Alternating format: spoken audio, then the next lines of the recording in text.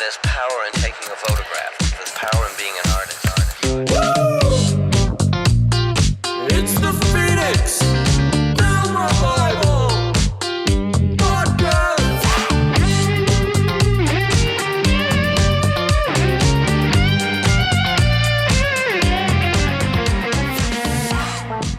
All right, we are back again with another episode of the Phoenix Film Revival Podcast. I'm your host, Daniel Iannacone, and today I have with me Stacy Iannacone.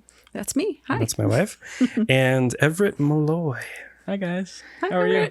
Thank you for coming. Of course. Thank you for having me. Everett is a friend of mine. I met him through the lab. Don't remember exactly when, but it feels like I've known him for forever. Awesome guy. He's got quite interesting, I guess, history with photography. Yeah. And he's very invested in doing all sorts of different things. So I reached out and said, let's get you on the podcast. Yes. So, And it was such a delight. so he is here today. His first podcast too. Yes, so. my first ever podcast, and I really hope I don't mess it up. But It'll be perfect. You'll Yeah. be just fine. So, Everett, tell me a little bit about yourself. Who's Everett? I guess you can give me kind of a little synopsis, and then we'll jump in. how I came into photography and all that stuff. Start at your birth and Okay, work your way yeah. up. Born in Alaska. That's a fun fact. That is a fun fact, Yeah, actually. yeah. Because you're like a very cold place, and now you're in a very hot place. Well, it was Alaska, Arizona, Washington, back to Arizona. So it was hot, cold, yeah. Awesome. No, I started photography in my sophomore year of high school to impress a girl. There you go. As most things are, as all art is. And I'm trying to think. I think I was doing theater and photography at the same time. And I had done a semester of each. And I was like, what do I really like? And so I just went up with photography because I felt like I could grow more in that aspect. Then I, got into like trying all the different black and white films, and then I was like, you know what? I'm gonna try color film, and then I started branching into that, and then I was like, let's try medium format, and then I got into color printing, and I really wanted to submit RA4 color printed image for a competition for school. Yeah. And so I bought an enlarger and I brought it to school and I got all the chemistry and I open air processed it. Probably got some terrible diseases from that. Don't recommend unless you have very good ventilation. And then but that was super fun. I made like a 16 by 20 RA4 print for my competition. That's Really- a decent size. Yeah. Yes. Usually, I'll draw a drum process, and a little easier. But I mean, Tell I don't know. 17-year-old me that would have been great. I was dragging the timer on the floor with my feet, and I was bending over trying to like push the timer with my foot, and like in the complete darkness. And I just had gloves on, and I was flipping it. And, yeah, no, it was a mess, but it was super fun. And then I'm trying to think of all the little photo steps. And then at that time, I was doing my first photo project called Bear, and that was about shaving your head and just talking about like this growth of you as a person and shedding that kind of like old skin and and becoming like that new version of yourselves. Yeah. And I ended it with me shaving my head I think in 2020 or 2021. It was like still COVID years. I remember that. I think it was 2020 is when I shaved it. And then, then I quit that and then went to North Dakota the next year and then did a whole entire series on a coal mine that was shutting down in North Dakota. And it was failing and they were having to lay off a bunch of these workers. And the workers made up, I want to say 66% of all people who worked at the mine lived in like the surrounding cities. Oh, wow. So if the coal mine went down, those towns were going to be gone. So I went up there and I spent a week and a half up there photographing that coal mine, and I got the first tour since COVID of the coal mine. It was super cool. Everyone was like seeing me and they're like, who's this guy who got special access here? And yeah, it was really cool. And then this past, I guess, year and a half, coming on 2 years, I've been working on a photo project called Dust, and that's about bull riding and the subtle homoeroticism of it all, and just kind of like this conversation between like bull and animal, and how these bull riders wear leather from the same animal that they're riding as like a show of like masculinity. And I don't know, it's fun. But I'm not excited to be done. I think it's coming to a close, and I'm okay with that. And I'm excited for the new chapter or new series that I'm gonna come back to. That's exciting. Start, yeah. So not only did you photograph bull riders, but you also made chaps. Yes, yeah. So I think it's very important as an artist to really test what you can do with your artistic capabilities. Try different mediums, whether that's photography or painting or textiles. So I know the listeners can't see, but I made the pants that I'm wearing. They're very nice. Very nice Thank you. pants. I'll take a picture of you on the chair so then they can see. There you go.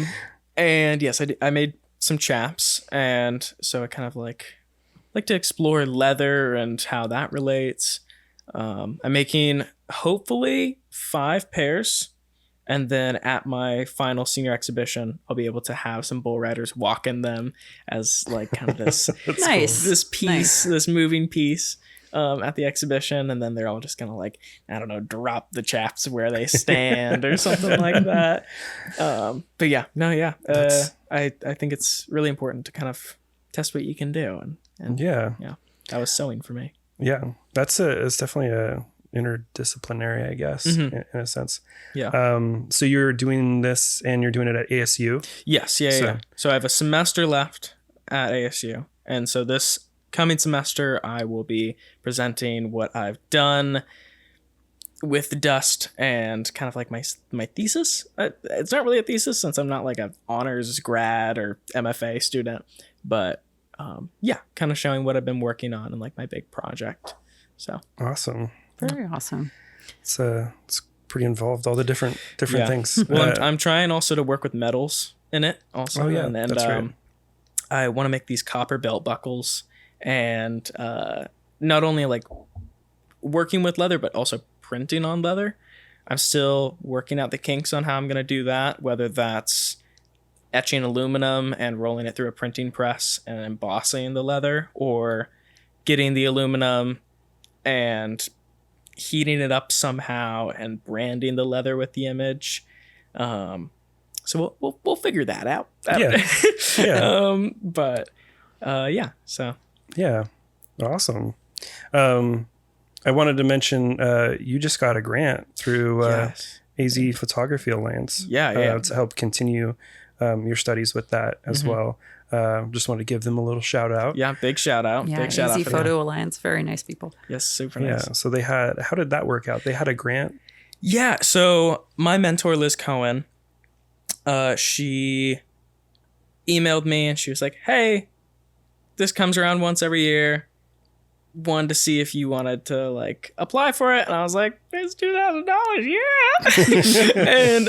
and so I sent her my work, and then she sent it over them, and then they were gracious enough to actually like me, and and so for that I'm very like, they're so generous and such a great group of people and photographers and artists, and non-artists too. Yeah. Oh, absolutely. Yeah. Well, you definitely deserve it, in my opinion. You have some amazing work that you've produced, and excited to always see the new thing Everett's doing. What's Everett doing now? Yeah. Awesome. Yeah. So what's your post-school? So school's ending. What's the plan there? Ooh, okay. So I might dip back into the coal mine series. because the coal mine was actually saved. I forgot to include that. They were going to become a natural gas company, and there was a big investor that pulled money out of somewhere and was able to buy the mine, or like the processing plant. And the processing plant gives power to, I want to say 2/3 of Minnesota or something like that. Oh, wow. It's an insane amount. And so they were able to save that. So everyone kind of kept their jobs. So the town is kind of like in this revitalization of like, hey, we're fine. We're not going to like, so I'm going to visit there in probably the winter when it's -40 and see if my cameras even work. But last time I did a road trip, I think I'll probably fly in to Bismarck instead. Because I don't want to drive through all that snowy terrain and all that. But so that, and then in the summer of next year, so a year from now, I'll be moving to New York. I don't know whether that's with my brother or by myself, depending on if he's actually down for it. We've talked about kind of splitting rent and living like bi-coastal. So my brother already lives in LA, and I would pay for like 40% of his rent, and he would pay 40% of mine in New York. And then we'd both have like 2 places that we can stay and, fly back and forth from. And, if I have work that I need to do in LA, or he has like recordings that he needs to do in New York, we can switch off or stay in each other's, houses. That's fun. It's a smart way to do it. Yeah. But we'll see. New York's great for a young person, for sure. Yeah. For Definitely early 20s is a good way to go. Except I don't really see myself in the party scene very much. So, or the underground disco, I don't know, whatever's going on in New York, I need to get a part of. But I'm very excited. I'm mostly going to be working in the fashion industry and shooting a lot of fashion, because I think fashion is, in its own way, photography, rather than like fashion photography is photography. I think like fashion is also photography, because clothing is this sort of movement piece in whichever way you look at it. Like the way pants hang or sag or move when you're walking are all so different, just like second to second. And so those are all kind of like visual images that everyone's making of clothes. So I don't know. It'll be fun to play with, and because that was what I kind of went into photography for, was fashion photography, that and music photography, with my brother, and then I kind of got more into fashion. I was like, oh, this is fun. And I watched some Richard Avedon, and I was like, oh my god, this is the coolest guy in the world. And then he's like running on set, and then Irving Penn was a huge inspiration. But yeah, so just playing with that. That'll be a fun little after school thing. Yeah, that's exciting. Yeah, absolutely, that's very exciting. Yeah, you always have. I would tell people, it's kind of fun. You have the LA and the New York, and there's a saying about saying, stay in New York but leave before you get hard, and stay in LA and leave before you get too soft. Yeah. So it's nice you kind of split it up and do that. I had a decade in New York, and I was like, that was a good that run. was enough. Yeah, that was a good one. I think I'll probably stay there for like 2 to 3 years. Maybe a little longer. I don't know. We'll see. We'll see if it gets cheaper. Probably not. Very doubt on that. Yeah. But then I think I want to spend the rest of my life in Europe and just kind of like raise my family out there. When I eventually have one, please let that not happen anytime soon. Or in New York, God forbid.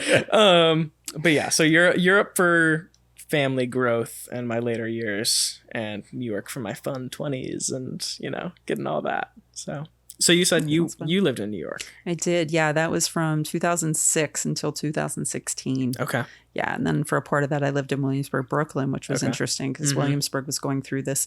It was sort of at the end of the quote unquote hipster era, and I'd moved there not even knowing that that's what it was. I moved there for a job, and then I was like, what is this? And you're like, oh, rent's sort of cheap here. It was sort of cheap then. Yeah, and I go back and look at like the apartment that I lived in, and it was like the rent's like doubled, and it was a dump. I'm like, oh man, people are paying a lot of money there to live. That was my complaint. It was I love New York, it's just really expensive to live.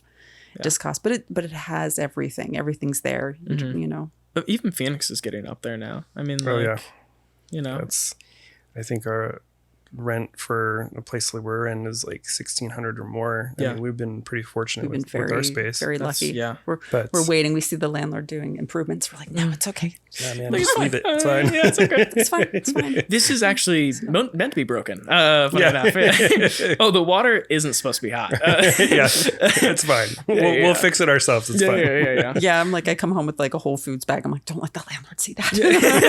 I don't want him getting any ideas that we're well off or anything. Definitely. That's great. But Phoenix is definitely expensive. So why Europe? Have you been somewhere there that you're I've been to the UK and Italy. And I just value, I think, their way of education a little bit more. I think if I'm going to raise children out there, I'd much rather than put them in a European style education than American. I think America has a great university level because it's like all that fun and, you know, you still get knowledge. But from my friends living out there, they've said university is just, it's not really, it's subpar. And they wish they had come to America for university. I'm like, oh, okay. So maybe I'll move back around that time. Also, I think I also have to think about my health and living places where the UV isn't insanely high. For the listeners, I don't know how to like introduce this. So about a year ago, actually, come like in a week, a year ago, I was diagnosed with skin cancer. And so I have to like really think about, you know, the places that I'm living and how much I'm in the sun and all that. So I did a photo series about that, which I might continue come next year. I don't know. I've been getting some ideas popping in my head and I'm like, oh, I should photograph that. That'd be kind of cool. And I can even throw some like fashion into there, like like different pieces of clothing that like completely shield you from the sun and like you look like a turtle or something like that. Maybe I'm just saying turtle because I don't know if you guys know, but they have an insane amount of turtles and tortoises and tortoise. Yeah. But yeah, so. Yeah, you got on, was it CNN? I think I saw your stuff up on the news. It was today, and then there was some Spanish network too that picked me up. It was I think it was like not telenovela. Telenovela is like the Telemundo. Yeah. Okay. And I was like, oh, okay. But I think it was all branches of like NBC, and they just kind of like disseminated that article. They highlighted the fact that you had skin cancer, but also you documented the process of it. Yeah. So once I was diagnosed and I had like my first procedure, like my first biopsy, I started taking photos, and that went into actually the removal of it all with the Mohs surgery. And so they looked at my face and they're like, oh, you'll only probably get like a dime or a nickel size taken out, and it turned up being like $50 out of skin. Geez. And it's mostly because I was a swimmer for 12 years of my life, and just that constant beating of the sun. It was here in Arizona. Yep, here in Arizona.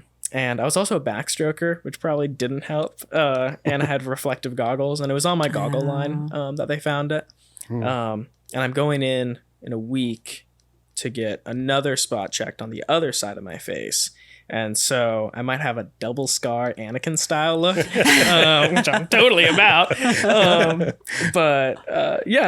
think it'll be fun. It'll look cool. And I'll just be able to make more work. So there's some irony, yeah. The fact that you have photons, but also, not only are you making images out of them, but you're also making art from getting cancer from it. The good and the bad of that the UV. good and the bad of the sun. Yeah, exactly. That is something. Wow, I actually haven't even thought about that. That's like a really good point of like you need light to create an image, and also. It's also very, do you very need dangerous too. Yeah, exactly. especially in Arizona. So you're wearing like the 100 block now at all times. Oh, The yeah. baby Yeah. sunscreen. I think it's gonna be like 109. The titanium Something. like stuff. Yeah. Oh yeah, the zinc, like Yep. just bright white. Once I do that, I just go from white to bright red. So I always put the zinc on, but I always look like I'm wearing like kabuki makeup because I'm like white. I'm like, well, it's blocking it out. Yeah. I don't know. It'll look fun. Yeah, I have thought about that. It's like that'd be a fun, interesting image of just like me covered in like this white zinc, like cover, like the oh, whatchamacallit, like lifeguards, like the big, nose. So I could do that, but I don't know. Yeah, I'm playing with a bunch of different series. I think I've been working on Dust for so long that I'm just really having a hard time coming up with like new images that will kind of like shock viewers, and more playing with how am I going to print these and the material that I'm going to work with. I feel like I've created a good body of work, but I still want to explore maybe like 3 months more of work and just kind of get that out and then finalize it, throw it up on walls, and then say sayonara. But yeah. You printed on some burlap, right? yeah, so that was kind of like an experimental thing with Liz's class at the time. We had a project that was like fragmented portrait or something like that, and I wanted to photograph cowboy hats and print them on raffia straw, which is like what those straw hats are made out of. But a square foot of raffia straw is like $24, and they don't come woven together like more than a square foot, at least that I could get my hands on. I probably could have done more research and found like smaller things, or a little bit larger things. But so I was like talking with her, and I was like, "Will burlap work?" And she's like, "Sure, go for it." And so that was a very interesting process. I don't recommend if you want to keep printing on the same printer that you have, because the fibers from the burlap just clog. So you ran it through an actual printer. Yeah. So I was using a yeah. Epson P8000. It's like a 44-inch wide large format printer. And so what I was doing is I was taking freezer paper, which has that plastic coating, and then ironing the freezer paper onto the burlap and kind of creating it to have like more structure. And then taking an X-Acto blade, cutting that into a perfect rectangle, or else the thing would not accept it as paper, because I was having to trick the printer every single time. And then run it through and take the printer head as far away from the material as it could, and then print on that. But yeah, so I think the largest one I printed was actually at the Master Studio, which I got access to, and that was 70. It was 6 feet tall, and I want to say 5 feet wide. That was like, I was trying to do 2 of those, and then the person that was helping me in the Master Studio, they were like, "Hey, if your next print doesn't go through, I have to kick you out because I have to leave." And I was like, "Okay, that's fine." And so we ran it through, and the printer was like, "No paper detected." And I was like, "Oh." And so I had to go, and then I cut it into 2 smaller prints. I think they were like 45 by like 36 or something like that. I don't know. Still sizable, still good. And then, but it's nicer because the bigger you go, the better the quality, because each of those weaves counts as a pixel. So like, awesome. It just gets better. But yes, no longer printed on burlap because destroyed all the printers at ASU. Especially on an inkjet like that. That just sounds like a nightmare. Oh, You're paying that tuition though, so take advantage. Exactly. You break those printers. No, I am kind of sad. The guy who was in charge of all of the like dark rooms and the print labs just retired in February, and he was actually my old boss because I went to be a lab aide my freshman year. And he was a great dude. He reminded you a lot of like the dude from The Big Lebowski, like long white hair. He didn't have a goatee, but I wish he did. And yeah, big glasses. But yeah, you show up in a bathrobe. Every now and then. Yeah. But yeah, no. So he retired, and so the dark rooms are a little bit less maintained, and the print labs are a little bit less maintained. A lot of the times, like ink is out and all that stuff. But no, shout out Damien. We miss you. You're a great dude. But yeah, so that's been an interesting sort of, I don't know, lull in the ASU. Do you have a dark room at home? I go to my parents and develop color in the bathtub. And that's been the case for the past like 5 years, I feel like. But I always wanted to like build an actual darkroom in my house, but it's just a challenge of ventilation and you know, being safe with it. So currently no. Yeah, ventilation is very important. Very important. I was doing a reversal process once, and I was like, I don't need no ventilation. Oh, yeah. And there's a bleach in there, hydrochloric acid, I think is what was in that solution. And I just felt slower the next day. I just remembered just like trying to think of things and being like, why am I struggling with this? And that, and I couldn't smell anything. So ventilation is very important. Yes. Yeah. No. I was always wearing like a respirator. Yeah, respirators and all that stuff. But even then, like when I would like, you know, pour the chemistry back into the bottles, and then I was like, oh, it's getting hot. Might as well take this off. And then you're like, oh, never mind. So yes, ventilation definitely important. So if you're thinking about making your own darkroom, get some fans. Yep. And such. Stacy was doing a process not too long ago. Mordensage. Have you done Mordensage? What is that? So Mordensage, I'll let Stacy describe it. It's like a Polaroid lift, but you're lifting silver gelatin print. Whoa. So you're making veils with the silver gelatin, but it's literally cartoon fumes are coming off the trays. Oh my gosh. So you have to be fully covered and ventilated and the air going. Wow. I open the door in the lab, have the fan on full, and I'm wearing a full respirator. And even then I'm like, it's a little sketch.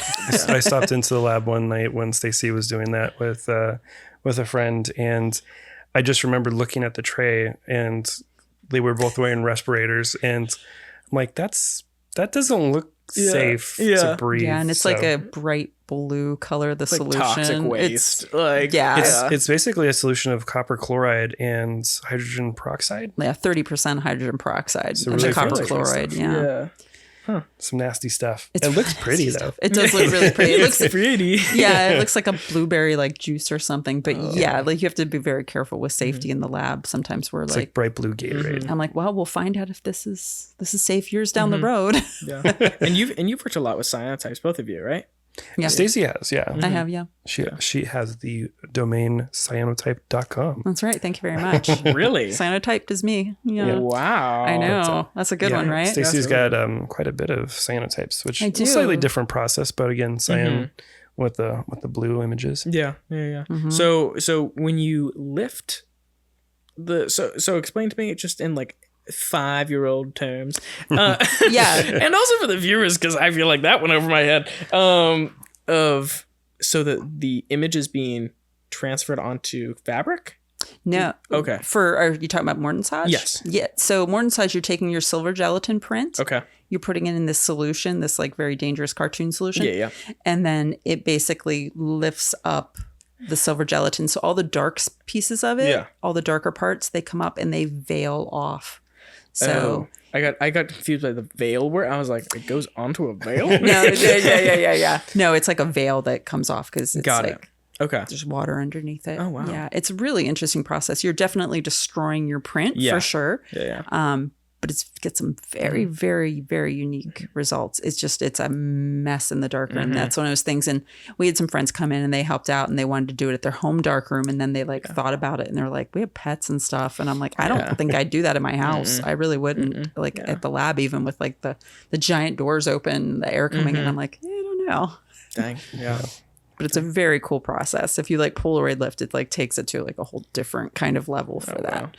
I've thought about like I don't know how much I want to say because I have like this. I have this idea. Are these your ideas? Yeah, you can keep them secret.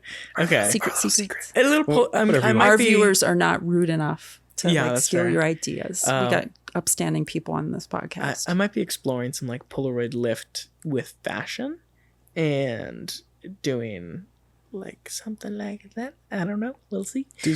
Big 8x10 Polaroids. yeah, those big ones. See, okay, that's the reason why I bought an 8x10 was to get 8x10 Polaroids, and then I've just been like, I'm like, oh man, it's $500 for a processor, it's $350 for film, it's like 100 something odd things for like just like one carrier, and you're like, and so Adds up really quick. Yes, it does. It really does. Yeah. So I'm figuring that out. I don't even know if is Polaroid film for 8x10 even accessible. You're still able to get it. Okay. I think Brooklyn Film Camera had one up on their wall. Okay. We went and visited New York recently and stopped into Brooklyn, and of course it was like raining out when we got there. But we got there. and we got there right before they closed too, so we were like going around their space really quickly. Yeah, they had this series up on their wall. It's all this blue, blue sort of feel to the Polaroid. So all the imagery on their wall was all like a blue cast in the Polaroid. So a special release that Polaroid released. And they also had one giant 8x10 that was up there, or one or two. Yeah, I mean, you can still get that film. Yeah. Of course it's pricey, but I don't know if they're still producing it or if they have it, Just in freezers. Yeah, because I think with that blue stuff, I think they had originally said they found it. Like they had a batch they came across. Yeah. And then used that. But it looked really cool because the color was like all this really pretty, like almost turquoise. Were they 8x10 blue Polaroids? One of them was they had there a was whole collage on the wall. And there was some different sized. Yeah. Because I've seen like the 600 like blue film. Because I saw they released a green one. I've shot with the yellow. I've shot with the blue. I'm just waiting for them to release a red. I think a red would be so cool. red would be awesome. Yeah. But yet to see. I know Impossible Project. I know they had a red cast film that I missed out on. I remember I bought Spectra film right before it discontinued. I bought like 3 packs and like barely any of the images came out, and I was like, oh, that's why they discontinued it. But I bought like the dental photography or dental camera that like focuses like 3 inches away or something crazy like that. Yeah. And I took like three packs of those, and Was that the Spectra film? it was yeah. Bummer. I know, it had such a beautiful aspect ratio. I was I like, know. But yeah, so gone but not forgotten. Spectra film. Rest in Yeah. peace. Rip. Yeah, no. I feel like I do think a lot about like material when I'm thinking about a series, and I'm trying to break that. I'm trying to think about the series more than I am thinking about the material, but it's so hard. Especially being a film photographer, you're always thinking about like, oh, what fun thing can I do with this? And oh man, like this would look great on 6x6 or something. Like I can get 12 shots of this. Do like a grid. And then, but yes, no, I'm definitely trying to make sure that I'm focusing more on the series now than anything. Yeah. But, yeah. What do you want to try that you haven't tried yet as far as processes go, or film or cameras? Other than 8x10 Polaroid. I've done tin types. I haven't done amber types. Amber types, I mean, it's the same process, but it'd be fun to do. But it's cooler because it's on But glass. it's cooler because it's on glass. This one photographer that I love and adore, her name is Drielle Vieira, or Drielle Carter. I met her in New York, and she did photos of Yves Tumar on uranium glass. Ooh. Yeah. And I didn't know you could get flat uranium glass. Yeah. Well, so she was doing it on plates.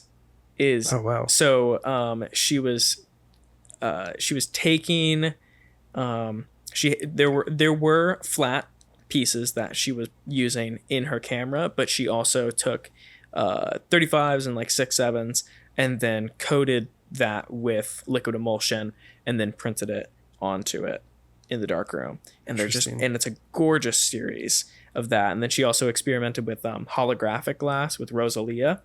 Ooh, and okay. she created like this pyramid amber type sort of like I don't know, it's, and then you like shine a light and it's like it blows my mind. She also grew she works heavily with amber types. I don't know if I'm explaining this enough.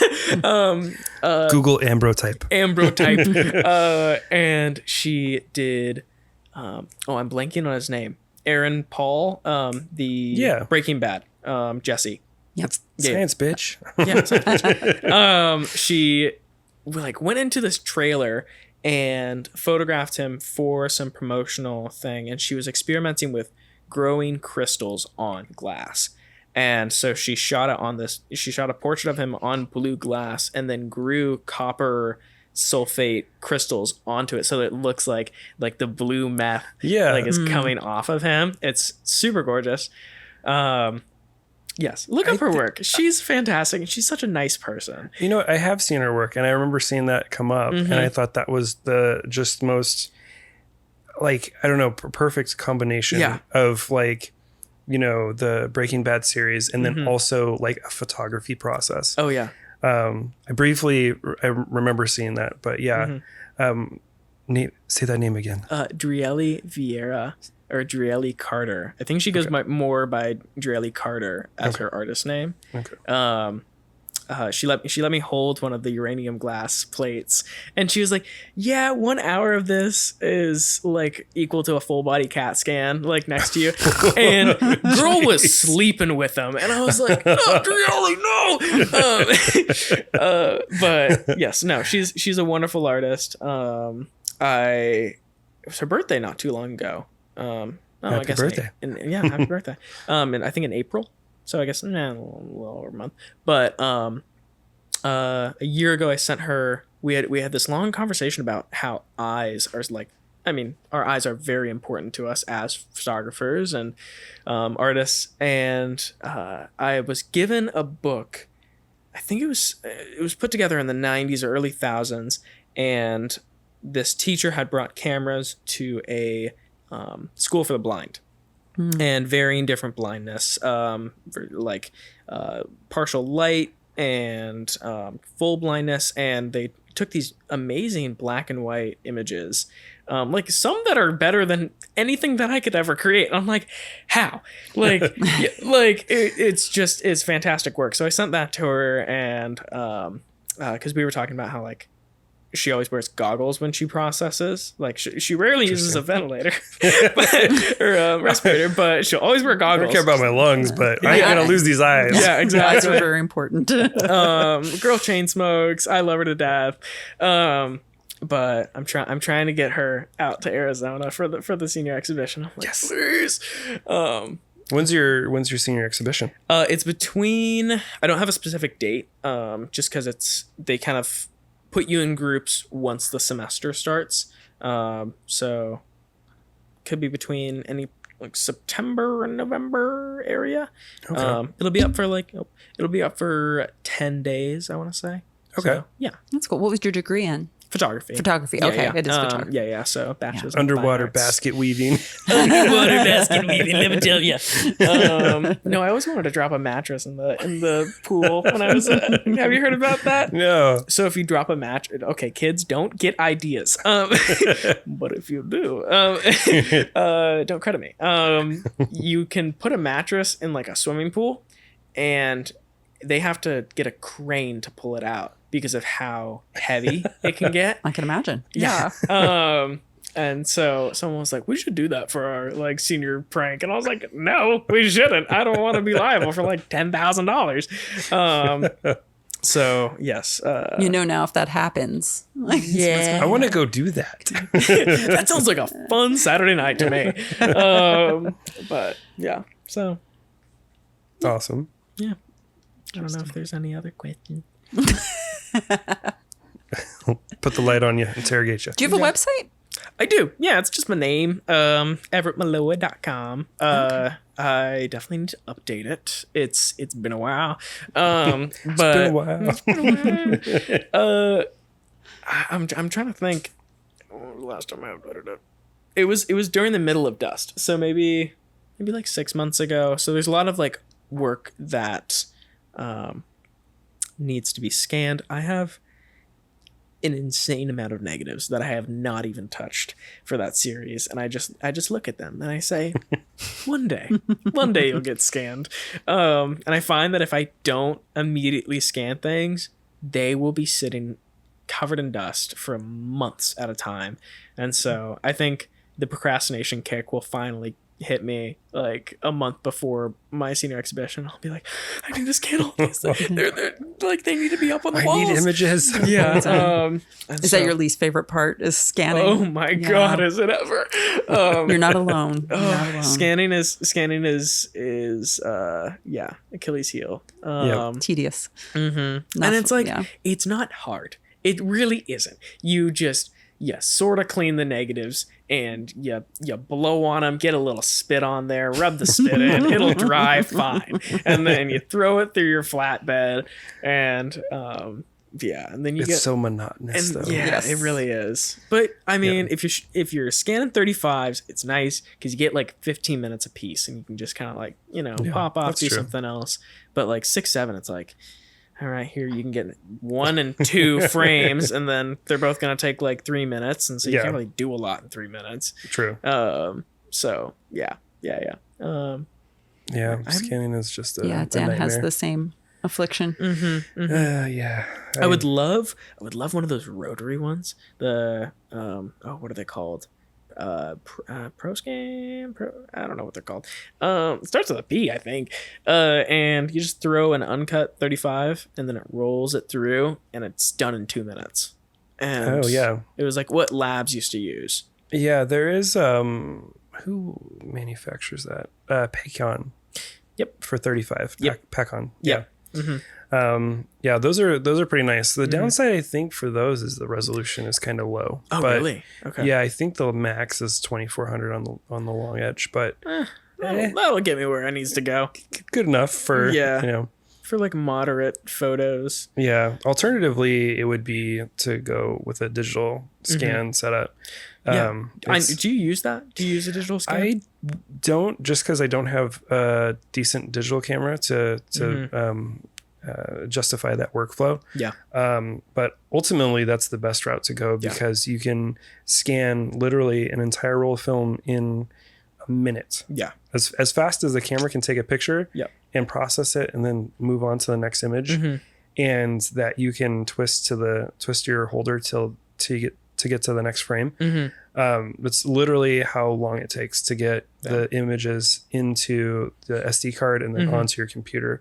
And the computer does the rest of the processing. Yeah. We're actually working on a workshop we'll be doing a workshop with David Venezia here pretty soon. Oh, nice. We had it scheduled, but did he move to Salt Lake? Yeah. Oh, and he's running his own lab out there. Go yes, him. he is. Yeah. And Yeah. he opened his whole garage. I think we had a room off of his garage, like his giant room. And, that's sweet. He's got like 5 enlargers and he's full in. Yes. Yeah. A light table, all the stuff that wouldn't fit in our space. I just basically gave or sold to David and was like, here.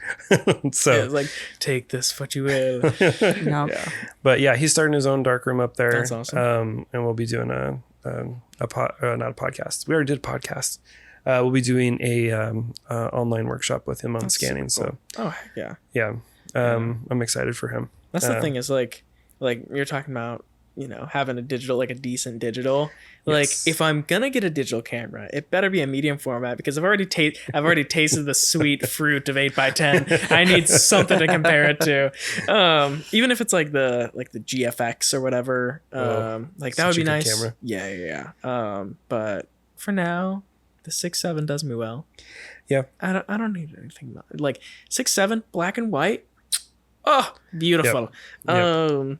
And yeah, it gets you where you're going. You make great darkroom prints off of it and great scans. And, 8x10 is just, it's that much further. It is like I love shooting on 8x10. It's great, but everyone always says different cameras have different things that they're used for. And for a long time I was like, no, you can like medium format 35, you can take the same things, and then you get to large form, you're like, oh my god. You're like, I cannot take 30 frames of that. Give me a half an hour to set up this tripod. And the light is gone. No, there was a time. So fun fact, if you're ever in North Dakota, don't go near the windmills, because that's where we keep our nuclear arsenal. And I think in the Cold War, if North Dakota seceded, they would have like the 6th strongest army because of how many nukes are stored up there. Oh wow. And there was a lovely time that I did not know that, and I went up to a windmill, and I was at I don't know, in this random fields, and I was like, I really want a photo of the windmill, because that's the power that they're building a bunch of them around the coal mine, and so I was like, have to take photos of those. So I pull out my 8x10, I set it up in this random person's field, and like we're like debating, we see these signs like no trespassing, so obviously I was like, yeah, I'm gonna trespass. I'm from Arizona, nothing's off limits in here. Do it for the photo. Yeah, exactly. And so I set up the tripod, set up the 8x10, I'm like putting it all together. I had my back of my car up, so like my license plate wasn't showing, and then here comes this truck just coming down, and I'm like, oh shit. And then my girlfriend at the time was like, Everett, we need to go take the damn photo. And I was like, okay, yeah. And so I'm like, I'm still like I haven't even focused yet. And like my light meter's off. And so I just blindly take this. I snap it, and he like drives by, and I just kind of give him like the Midwestern wave, like, "Hey, how you doing?" And she's like, "What was that?" And I was like, maybe you want to rest her. And then we book it out of there. I think that was the fastest I've ever like closed up my 8x10. I think it was probably like a minute and a half that I was able to take off the lens, take everything apart, put it all in my car.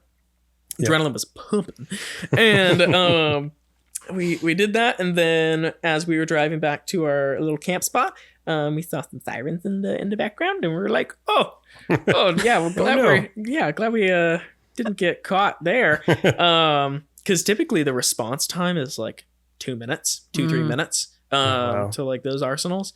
I think we were lucky, and we weren't near like something significant enough. Yeah. And he probably saw the camera, and he was like, oh, there's kids.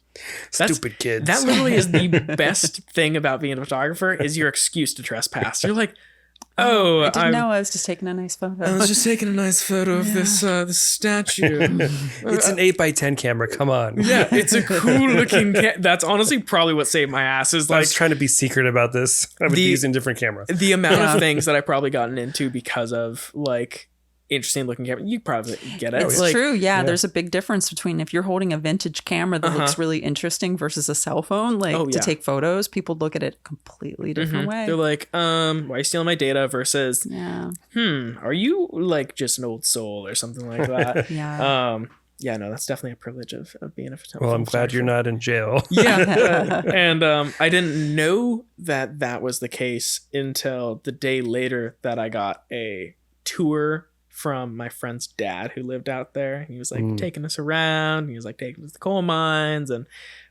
he's like, yeah, did you know that we keep our nuclear arsenal around those guys? And I was like, no, I didn't think so. Thanks for the heads up. But yeah, so no, vintage cameras will get you places. They will. That's what made me sad about it. It's like all the conversations from like the moms who come up to you like, what camera's that? And you're like, it's an RZ67. They're like, what does that mean? And I'm like, it takes photos. And I'm like, does it look old timey? Does it take old timey photos? And I'm like, no, it doesn't. It takes better than your phone. So I've got that with my Rolly. I'll take my Rolly out, and people be like, oh, that's a nice camera. I'm like, Yeah, it is. Yeah, it is. It is. Thanks. I can't quite afford a Leica, but you know, it takes good pictures. I need to get my Leica CLA'd. That thing is due for it. I cracked the inside. I dropped it with the it just like fell. It was on the side of like my passenger side door.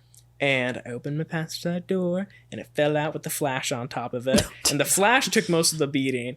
But next time I used it, I noticed there was like this like crack in the viewfinder. Oh no! And I mean, it doesn't affect it. Like the focus is still just perfect, but yeah, it's still sad. I'm like, oh. Yeah, it's probably an expensive fix too.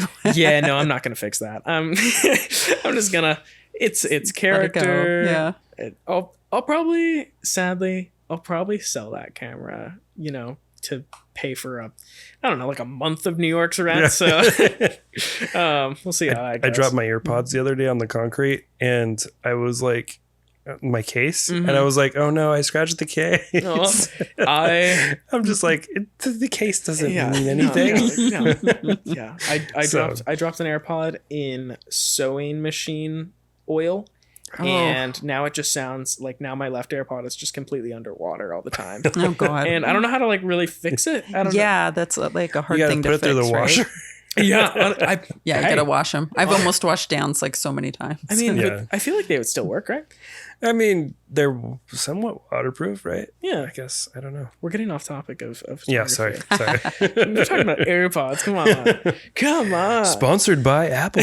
Well, a lot of people wear their AirPods while they're out, shooting. That is true. I see that all the time. People are jamming away. Have you ever seen like the little like GoPro for like street photographers? Like people put on like little chest cameras. I think that's interesting. I know Joe Greer did that. Shout out Joe Greer for having a baby. I'm so happy for that man. Congrats. Yeah. Have you seen Joe Greer's work? I have seen some of it. Okay. Yes. I love his work. I love his because he only shoots on Leicas.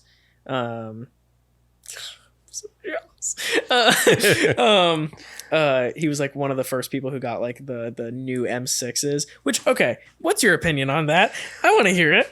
So I'm as far as for Stacy and I, we're pretty much kind of indifferent with Leica. Leica.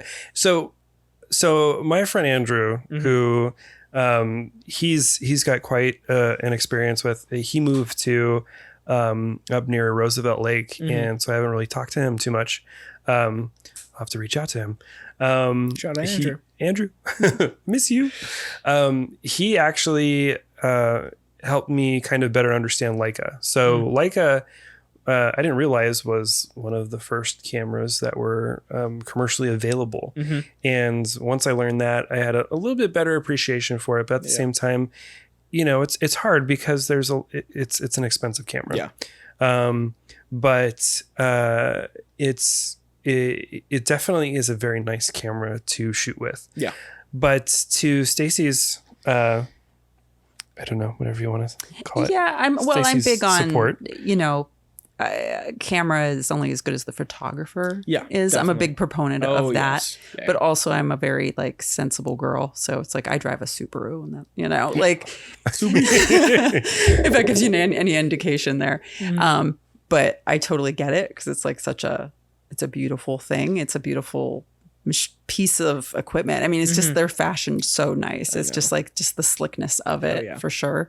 I love, but my big thing whenever we have like workshops and stuff, I always tell people, because a lot of folks come in and like they come to our shooting on film workshop and they don't have a camera. They borrow one of ours and they're not sure what to do, what the next camera is to go. And I always tell them, well, don't start out, with something big and expensive. Don't buy a Ferrari at the beginning. You feel your way out because you might find that like, you're a Holga person and like that might be your thing. Like, because everybody's different.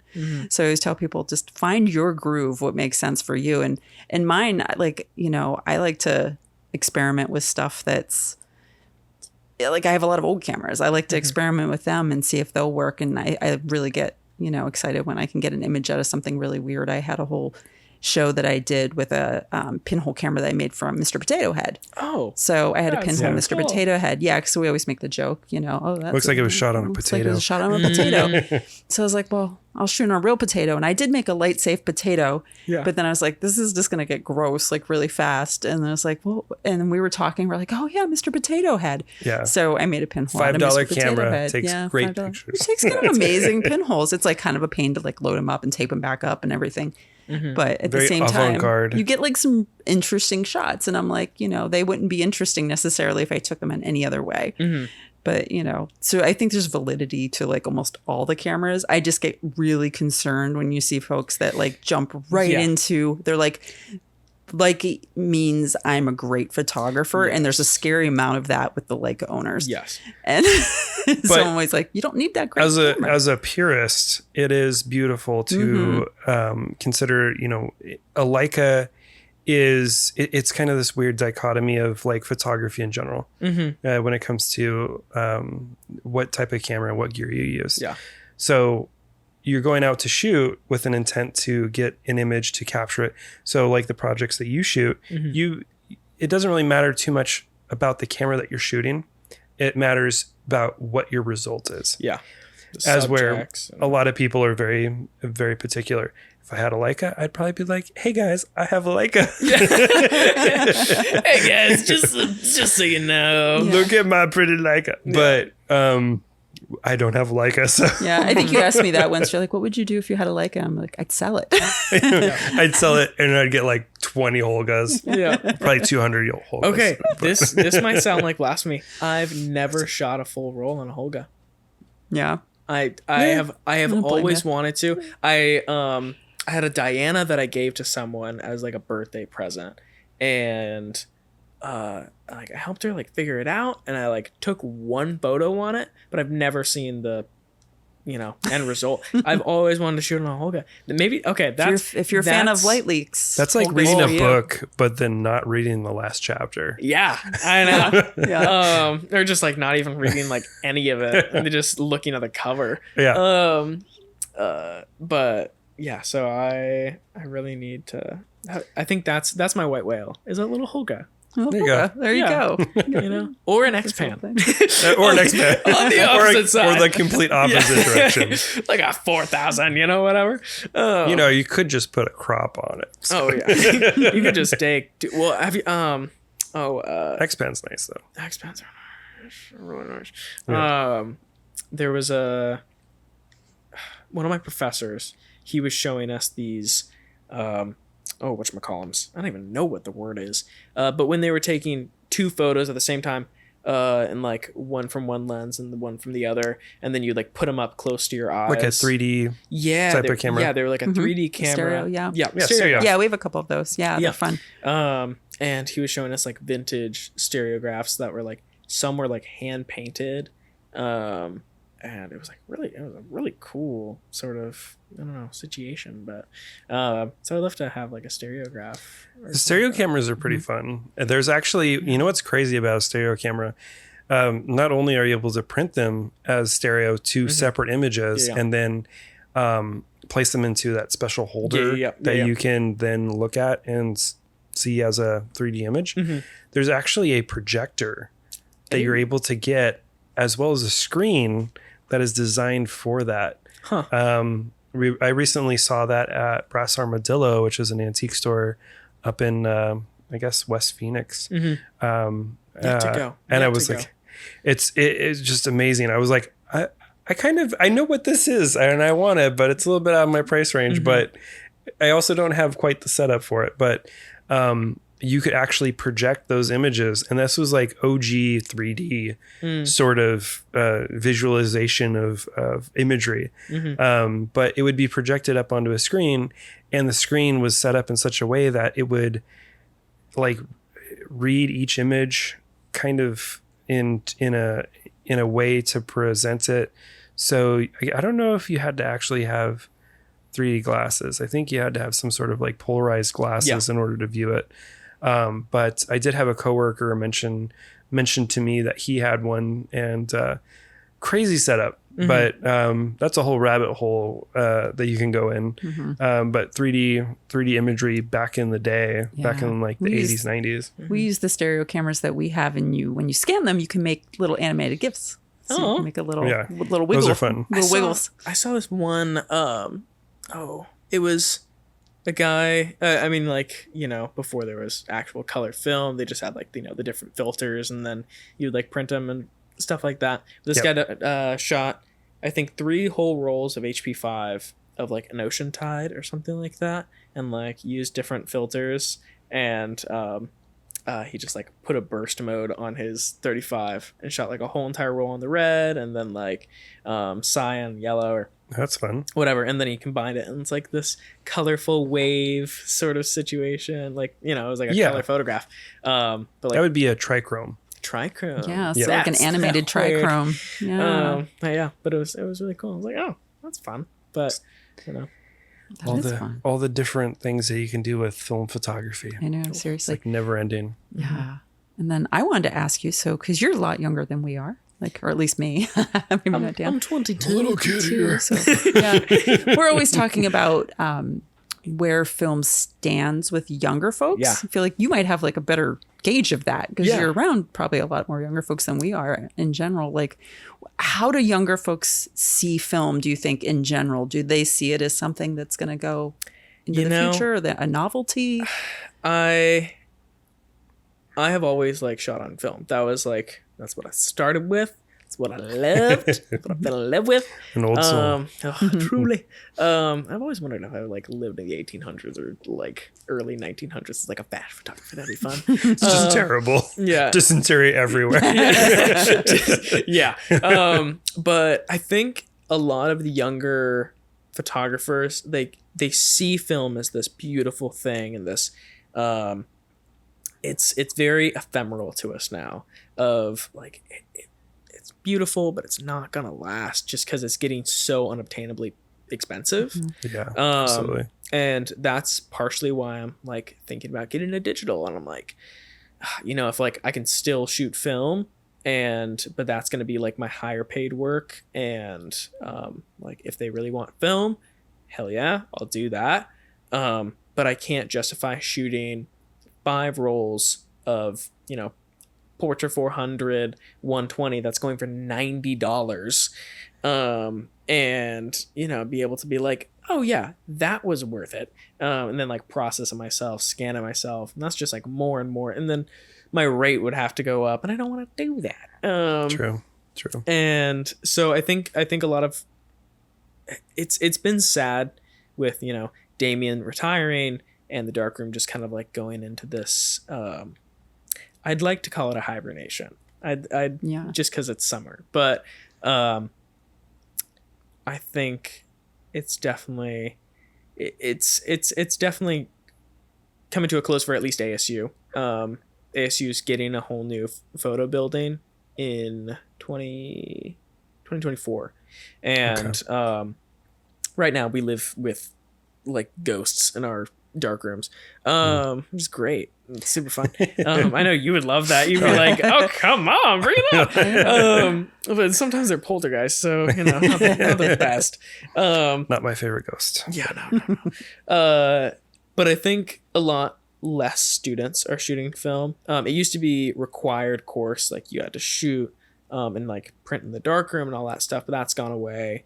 My class at ASU was like the last people to have to take a black and white and a color class. Wow. As far as I'm aware. And then I don't know. Yeah, there's just been a lot of like rollouts. I mean, it's great. Like they're moving those class into like a studio lighting class and like learning how to use actual lighting systems. And I think that's really important. But no, I think it is sad. I think a lot of people it's becoming very exclusive to the people who have a lot of money and can pay for film that is fresh. But I think that will also bring out a whole new resurgence of expired film users and alternative processes. And so ultimately it's just going to continue to change. We're going to see a different type of user for photography. Exactly. It's not going to be because of a trend. It's going to be because of this transition into, this is kind of an expensive hobby. Yeah. It's a more expensive hobby now. Yeah. And even if it's something that you just do as a leisure sort of thing and you don't consider it a hobby, it's still expensive. Mm-hmm. So I can see how that's going to change. We've also noticed some change a little bit with film photography. We obviously have the hopes that film photography exists for forever. Yeah. Never. Ultimately, it's going to be based on who actually continues to shoot film. And if there's a certain volume, then ultimately the dollar is going to drive that. And we'll see that continue. We've talked previously on different podcasts. We actually interviewed Bill Manning of Atlanta Film Co. Yep. He's got a lot of hopes for the film community. And he talks about how there's this transition from print film into film that's actually scannable. And this is movie film. So the Vision 3 Kodak branded film. Yeah. And the film that actually has a remjet layer on it, and you have damn remjet. it's a pain. Remjet's a pain in the butt, but it is very. It's a very nice film because you have such a wide latitude. Yep. Yeah. And it's very unfortunate that didn't happen sooner to maintain that. But it is happening, and we're seeing a lot of a significant change over from Kodak Portra and Ektar and Fuji C200, 400 over into this Vision 3 is becoming the new medium for people to shoot. So there definitely is hope when it comes to film, but it's interesting to see how the university is actually treating film photography.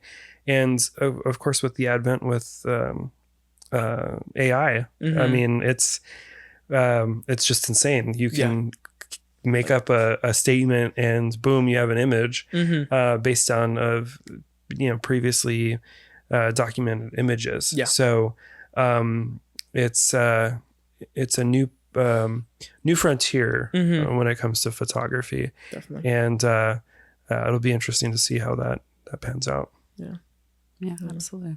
I do think that black and white film will stay. I think black and white film will always be like. I hope so. I think that's my she favorite. is here to stay, and I'm all for it. I love black and white. I love printing on black and white. It's so fun. But I think color will definitely be more exclusive, and that's cool to hear about, like Vision 3. Because I remember, we bought the 400-foot roll of the Ektachrome 100. Still haven't even shot more than like half of my half. For those of you guys out there who haven't shot, if you want to buy some Ektachrome, $15 a roll, which is like $7 or $6 less than that. It's like crazy how expensive so Ektachrome disappeared for like 6 months or something like that, and then it came back and they're like, hey, it's $5 more a roll now. So we have it at the original price. Yes, we do. Everett does. Holler at him if you want to roll. Like 20 or 30 rolls. Probably closer to 20. We'll have to bulk load some more. Yeah, I would love to do more like Vision 3 250D. Yes. Ooh, that's some good stuff. Word on the street is I should have a roll here pretty soon. I got to reach out to Bill again. 100? Whatever you want, baby. All right. I'm hoping to get some more film from Bill as a tester roll. So, but I don't know. I mean, there's a little hope for color film. It is kind of a pricey film to shoot with. A lot of people who shoot nowadays, if they're doing black and white, they're doing it because they love the traditional aspect, being able to print in a dark room, the aesthetic of black and white.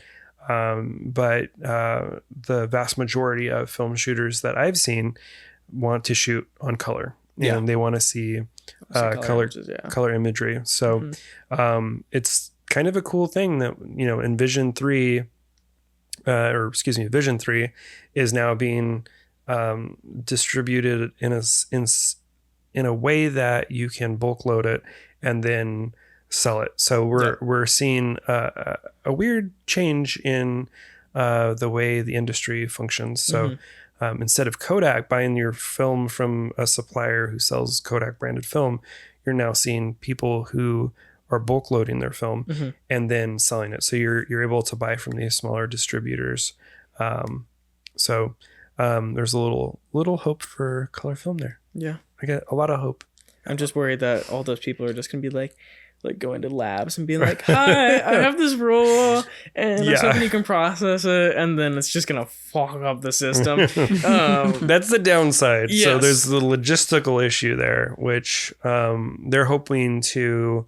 That's the downside as far as developing local. There's such a, it's one of those things.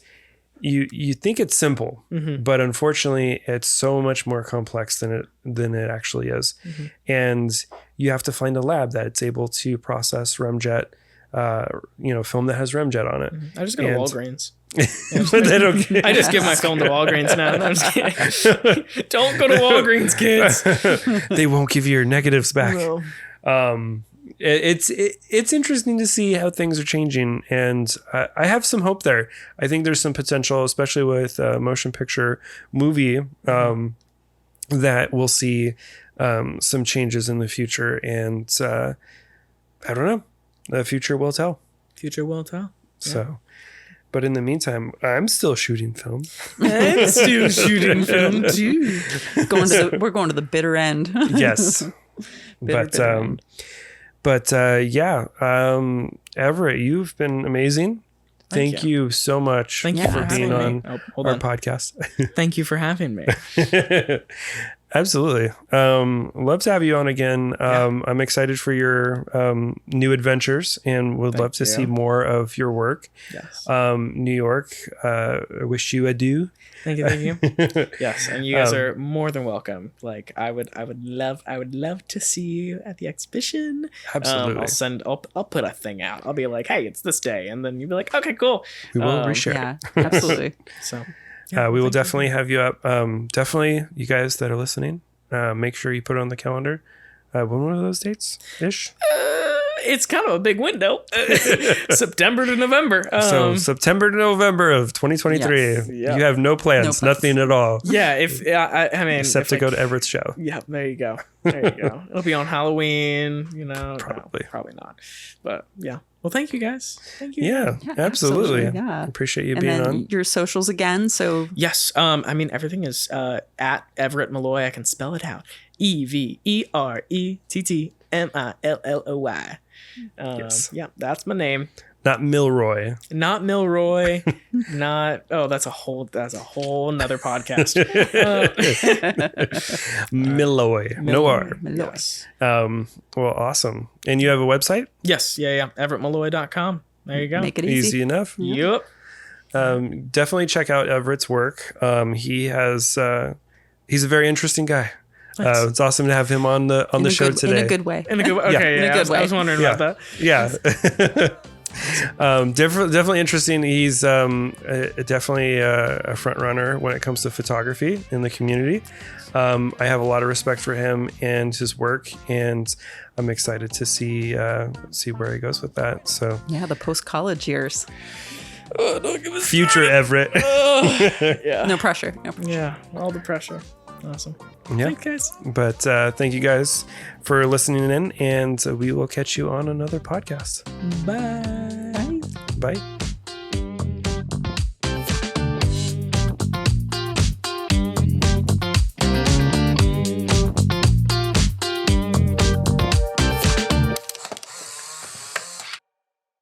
Embark on a captivating journey into the world of analog photography with Phoenix Film Revival, an inclusive community darkroom dedicated to the preservation and art of film. Join one of our engaging workshops, led by myself, Daniel, and my wife Stacy, where you'll learn the techniques, tips, and tricks to get the most out of your film and alternative process photography. If you're passionate about photography and want to support our mission, consider becoming a valued member of our Patreon community. By joining, you'll gain exclusive access to behind-the-scenes content, early releases, and a community of fellow photography enthusiasts. Let's continue our journey together and unlock the full potential of our photographic future.